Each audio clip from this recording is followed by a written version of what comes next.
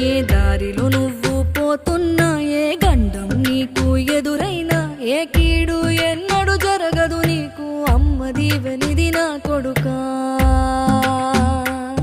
ఈ దిక్కులు నీతో కదిలేను, ఆ చుక్కలి దిష్టి తీసేను, ఏ గాలి ధూళి సోకదు నిన్ను, అమ్మ దీవెనిది నా కొడుకా.